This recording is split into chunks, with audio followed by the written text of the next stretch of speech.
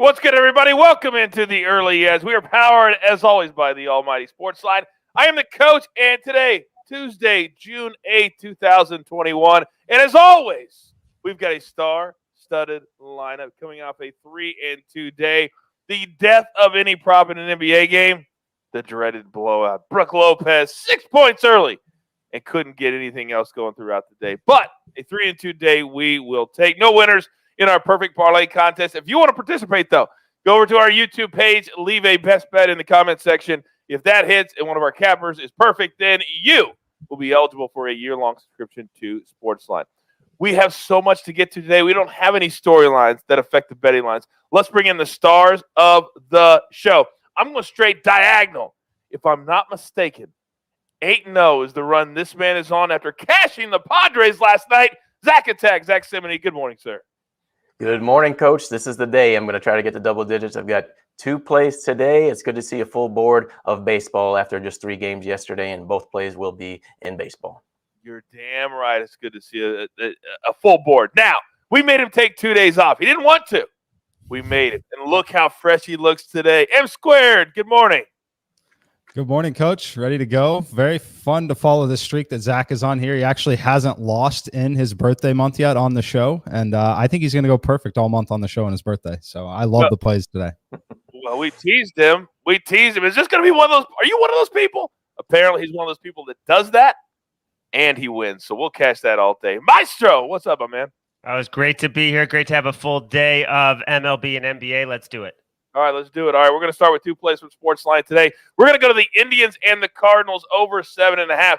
And I'm going to read this description directly from SportsLine. And it says something like this. Carlos Martinez's career. The over is 10-0 and the Cardinals are a dog when he had a whip of at least 2.0 in his last start. The over is also 10-0 when the Indians are in the first game of a series with rest as a road favorite. At least you get my point. We're on the Indians. Cardinals over 7.5. We're also going to go to the hockey playoffs and the Colorado Avalanche. This series should be over. They have been the better team, but it is tied 2-2. They're going back home. So how about this? Colorado, a 13-game home winning streak, 20-0-1 in his last 21 at Ball Arena. You're damn right. We're going to be on the Colorado Avalanche tonight, minus 145. All right.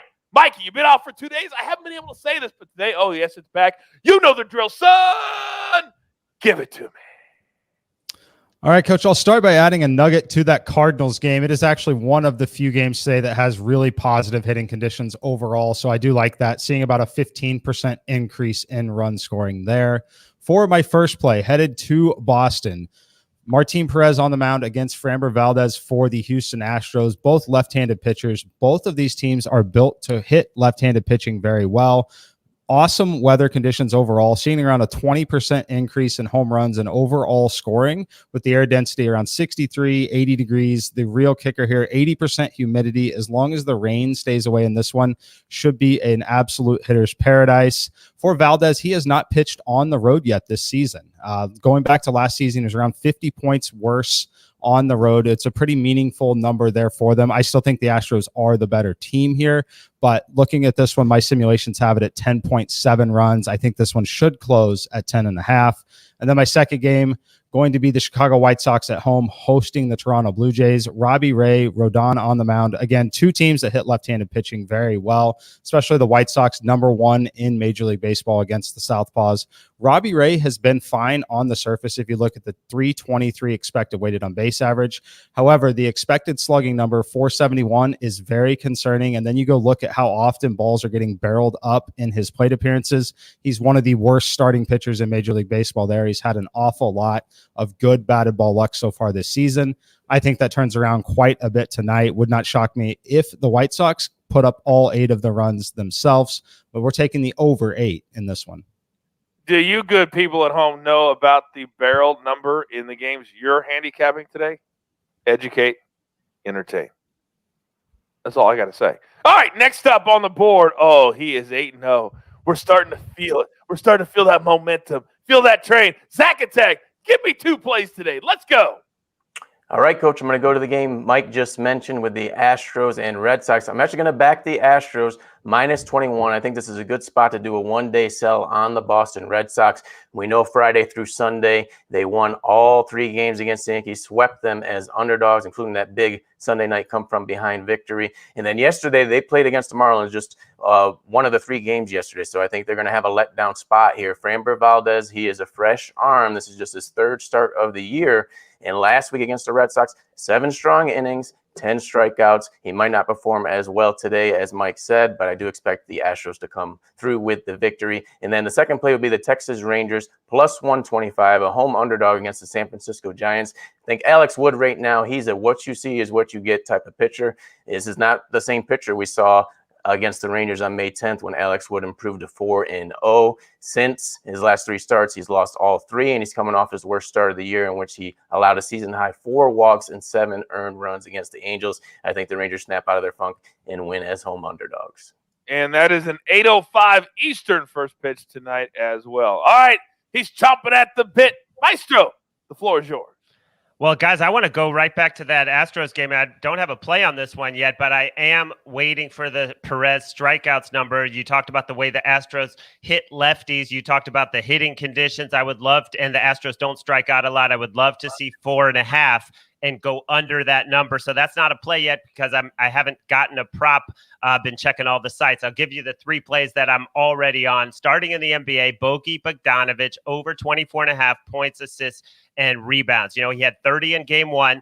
He only shot 7 of 17. He's the clear number 2 option for the Hawks. He's gone over this in 9 out of 10. The only game he didn't was the closeout game against the Knicks, which was kind of a blowout. And I just think this number is too low, especially if Ben Simmons, who guarded him a lot, takes Trae Young more, which is what everyone's expecting. That's going to open things up for Bogey. Just love his minutes over 24.5. And then 2 baseball props so far.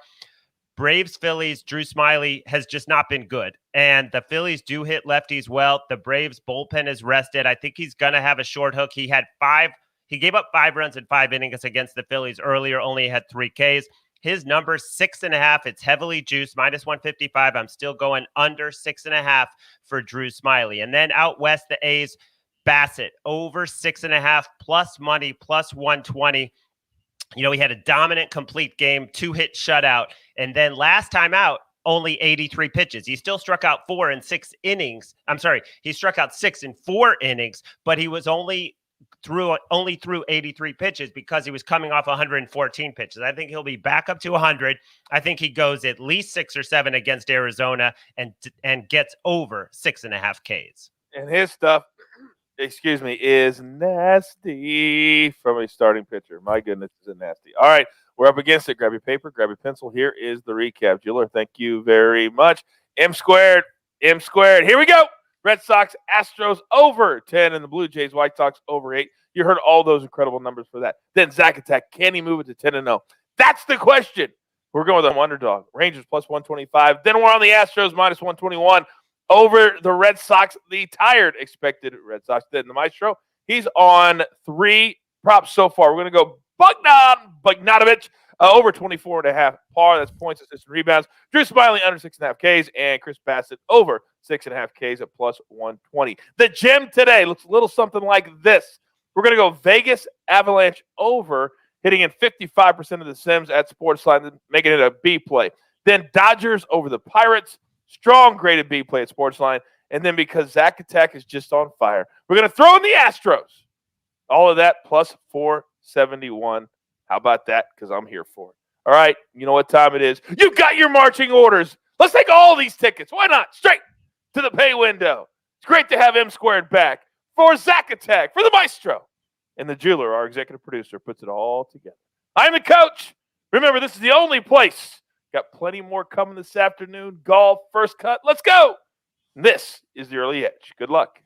Do you want best bets in your feed every single day? All you have to do is hit that subscribe button to stay up to date with all things Early Edge.